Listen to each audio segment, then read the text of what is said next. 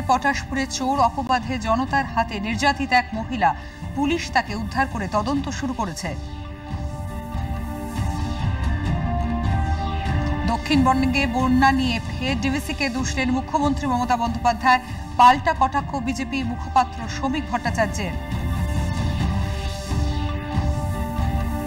সার্ধ শতবর্ষে আলিপুর চিড়িয়াখানা, পশু পাখিদের দত্তক নিতে ছাত্রছাত্রীদের এগিয়ে আসার আহ্বান রাজ্যের বনমন্ত্রীর।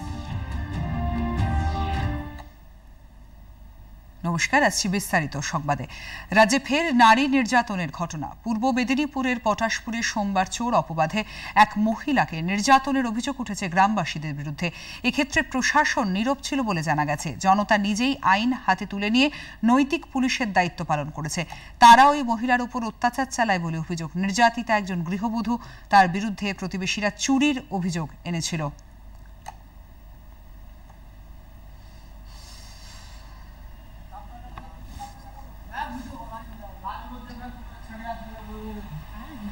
শাশুড়ি মাকে নিয়ে ওদের বাড়িতে যাই। ওদের বাড়িতে যেতেই আমার শাশুড়ি মাকে বের করে দিয়ে মারধর শুরু করে। পুরো 4টা থেকে 6টা পর্যন্ত ওরা মারতে শুরু করে। যখন এসছি সাধারণত দেখেছি পড়ে আছে, পুলিশ প্রশাসন এসছেন, তখন আমাদের ধরে তুলে দিতে বলে, আমরা একটু ধরে তুলে। পূর্ব মেদিনীপুরের গ্রামীণ additional superintendent of police Shubhendra Kumar বলেন, পুলিশ ওই মহিলাকে উদ্ধার করে হাসপাতালে ভর্তি করেছে। তিনি চিকিৎসাধীন। পটাশপুর থানা অন্তর্গত চক ভবানীপুর গ্রামে একটা ঘটনা ঘটেছিল। একজন বৃদ্ধ মহিলার বাড়িতে ঢুকে ওনাকে অ্যাসল্ট করে ওনার গলার গহনা নিয়ে পালিয়ে যায়। গ্রামবাসীরা ওই মহিলাকে পালাতে দেখে ওকে ডিটেইন করেছে এবং ওনার সঙ্গে একটা হাতাহাতি হয়েছে। পুলিশ ওই মহিলাকে সাথে সাথে রেস্কিউ করে প্রতাপদিঘি পিএসসি তে অ্যাডমিট করে ওনার অবস্থা এখনই স্টেবল আছেন উনি। যে দুই মহিলার মধ্যে গন্ডগোল হয়েছিল ওনারা প্রতিবেশী, দে আর নেবার্স। আমরা দুটা আলাদা আলাদা অভিযোগ পেয়েছি। অভিযোগের হিসাবে পুলিশ তদন্ত করছে এবং আইন মোতাবেক ব্যবস্থা নিচ্ছে। জলপাইগুড়ির ময়নাগুড়ি রেল স্টেশনের কাছে আজ সকালে লাইনচ্যুত হয় মালগাড়ি। স্টেশনে ঢোকার মুখে ইঞ্জিন থেকে লাইনের পাশে উল্টে যায় 3টি বগি। মালগাড়িটি আসাম থেকে নিউ জলপাইগুড়ি যাচ্ছিল। এতে হতাহতের কোনো খবর নেই, তবে লাইনের পাশে থাকা রেলের বৈদ্যুতিক খুঁটির ক্ষতি হয়েছে। রেলপথ পরিষ্কার করার কাজ চলছে। ঘুরপথে ট্রেন চলাচল করছে।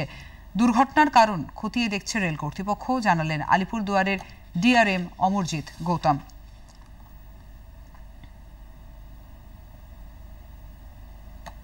एमटी बॉक्स एंड वैगन के लगभग 5-6 डब्बे डिरेल हुए हैं, टॉपल नहीं हुए हैं, ट्रैक से उतर गए हैं।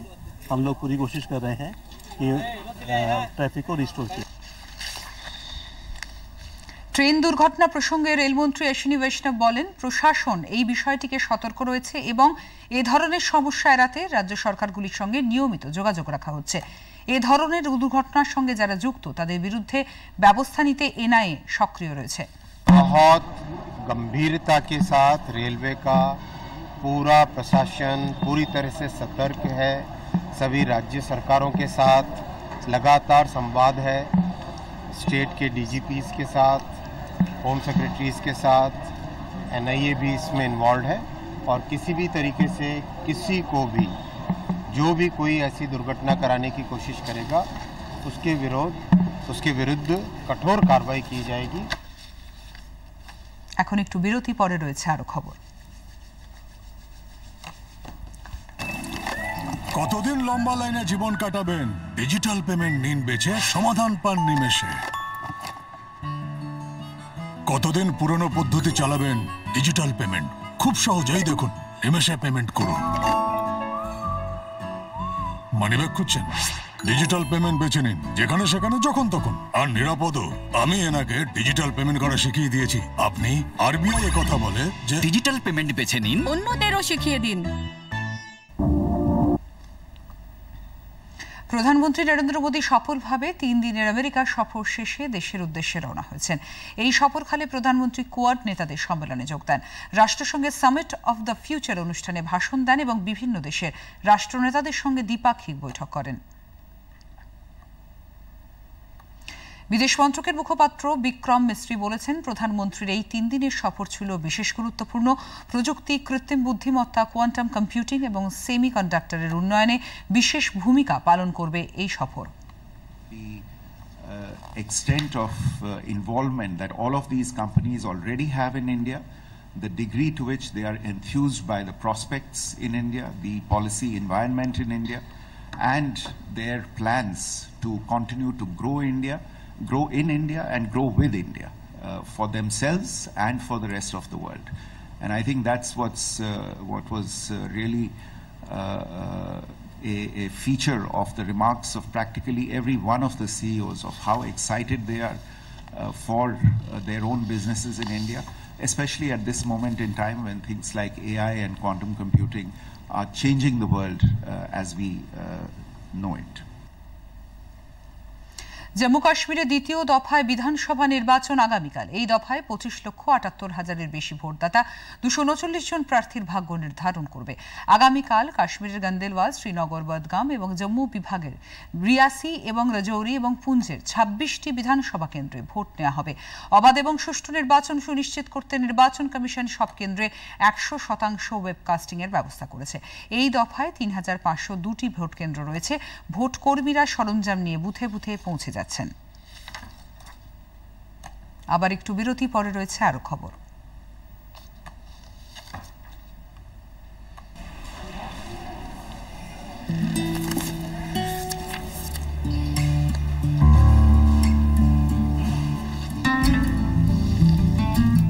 এখন আর চলবে না।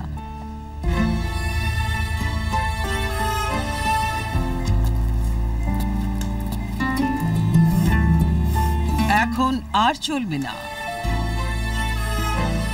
এ তো সেই HIV পেশেন্ট। আমি আর ডেলিভারি করতে চাই না। হ্যাঁ, এখন তো আমারও ভয় করছে। এখন আর চলবে না।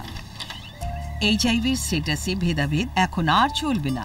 আর তাছাড়াও ইউনিভার্সাল প্রিকশনসের সাথে HIV ছড়িয়ে পড়ার ভয় থাকে না।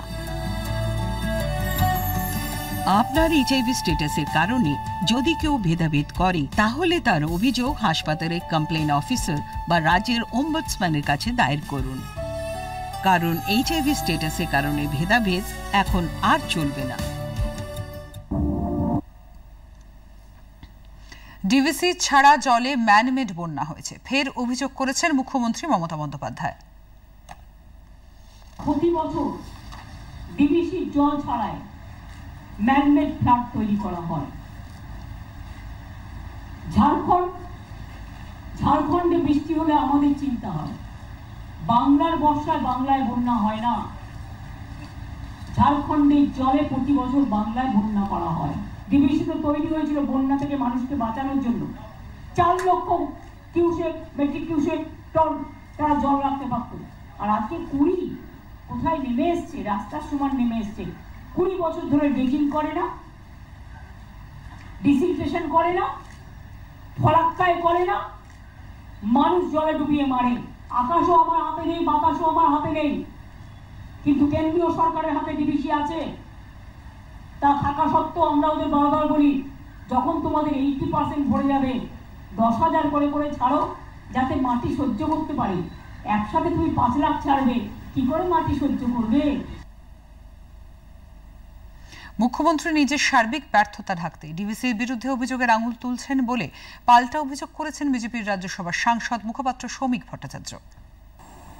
মুখ্যমন্ত্রী তার নিজের তৈরি বাঁধগুলো যে 1 বছরের মধ্যে জলে মিশে গেল, সেটা নিয়েও উনি আগে মানুষকে জবাব দেন।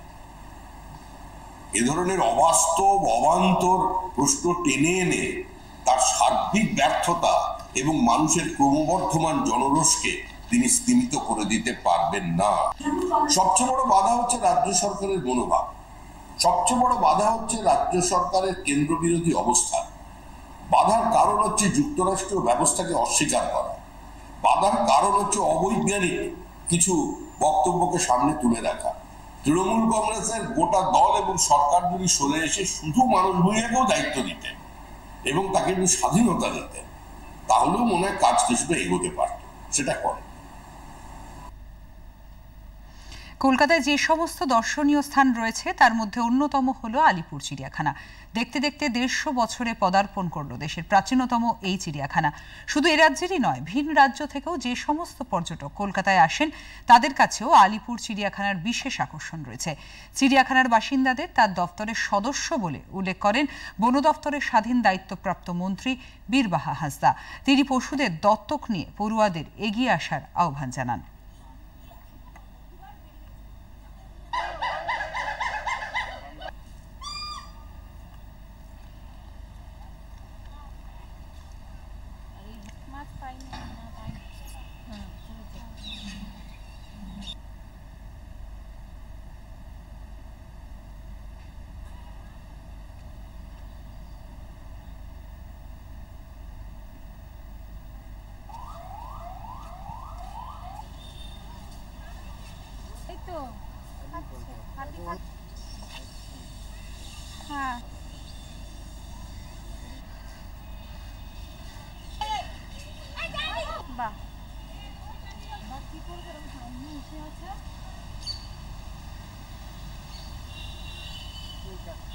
আমরা 4টে মাউস ডিয়ার এবং একটা টাপির অ্যাডপ্ট করলাম এবং পরিবারের সবাই মিলে।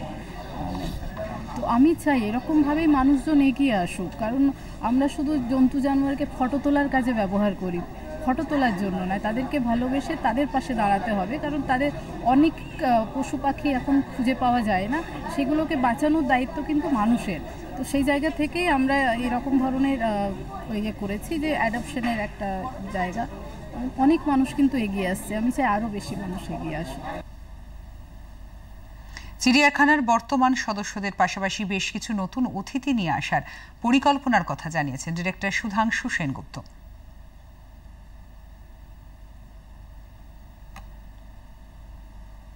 1875 সালে প্রথম এই 24শে সেপ্টেম্বর আলিপুর চিড়িয়াখানার প্রতিষ্ঠা হয়, কিন্তু সেটা পরবর্তীকালে জানুয়ারি 1876 থেকে সাধারণ মানুষের দেখার জন্য, দর্শকদের জন্য খুলে দেওয়া। আমাদের আগামী দিনে যে প্রাণীগুলো আসতে চলেছে তার মধ্যে অন্যতম গুরুত্বপূর্ণ দুটো জিনিস, একটা হচ্ছে আফ্রিকান লায়ন, যেটা অনেক দিন আগে আমাদের চিড়িয়াখানায় ছিল কিন্তু এখন সেটা নেই।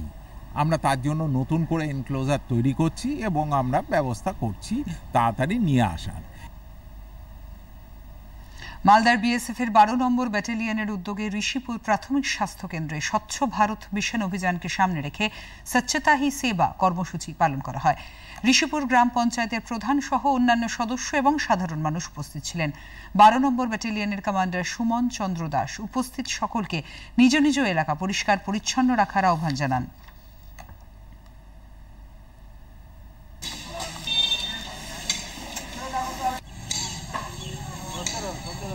প্রধানমন্ত্রী নরেন্দ্র মোদীজি একটা ভিশন ছিল যে ভারতকে পরিষ্কার পরিচ্ছন্ন করা।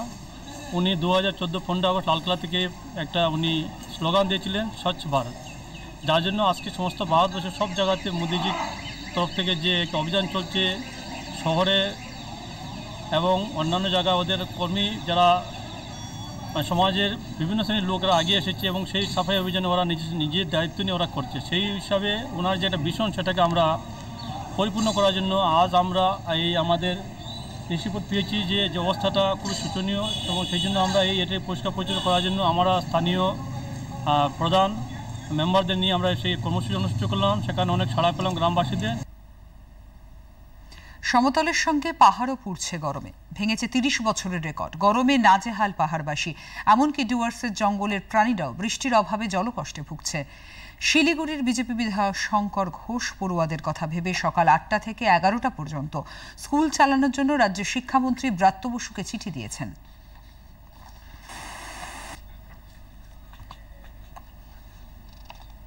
চিঠি পাঠানোটা কিছুটা বাধ্য হয়ে, প্রতিদিনই ভাবছিলাম যে গরম কমবে, কিন্তু গরম কমবার কোনো লক্ষণ নেই, বৃষ্টিরও কোনো সম্ভাবনা নেই এবং উত্তরোত্তর তীব্র তাপপ্রবাহের মধ্যে দিয়ে আমাদের শহর শিলিগুড়ি এবং আশেপাশে, এবং এমনকি পাহাড়েও প্রচন্ড গরম পড়েছে। ছেলেমেয়েরা স্কুলে যাচ্ছে, অভিভাবক অভিভাবিকারা বলছে, শিক্ষক শিক্ষিকারা বলছে, ছাত্রছাত্রীরাও বলছে যে এইরকম গরমের মধ্যে ক্লাস করা প্রায় খুবই কঠিন হয়ে দাঁড়াচ্ছে। তার মধ্যে এই সময়কালে লোডশেডিংও হচ্ছে, আবার কোথাও কোথাও রিপেয়ারিং এর কাজ চলছে।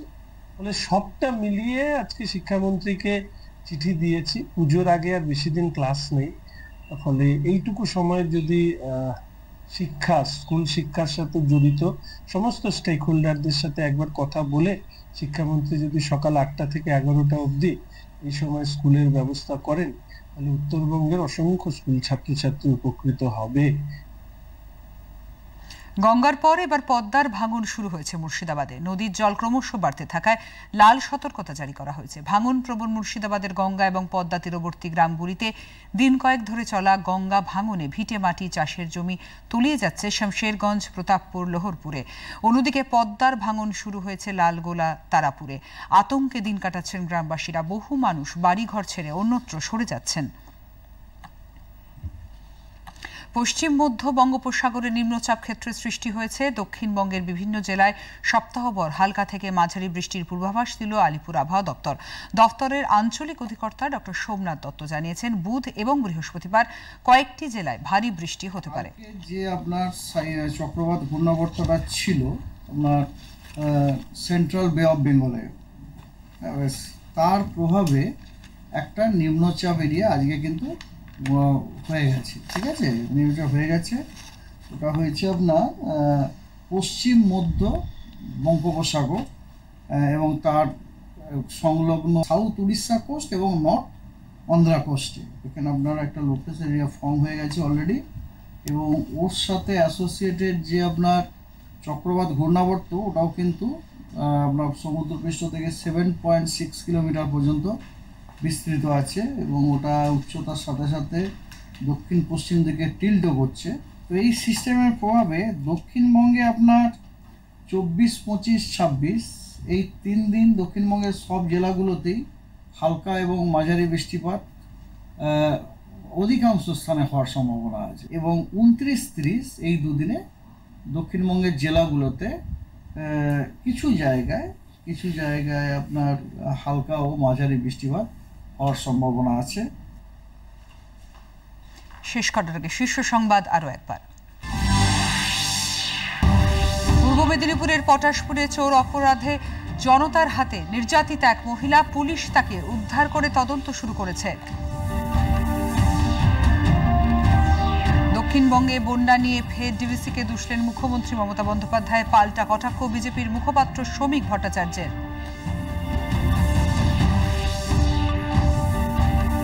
সার্ধ শতবর্ষে আলিপুর চিড়িয়াখানা, পশু পাখিদের দত্তক নিতে ছাত্রছাত্রীদের এগিয়ে আসার আহ্বান রাজ্যের বনমন্ত্রীর।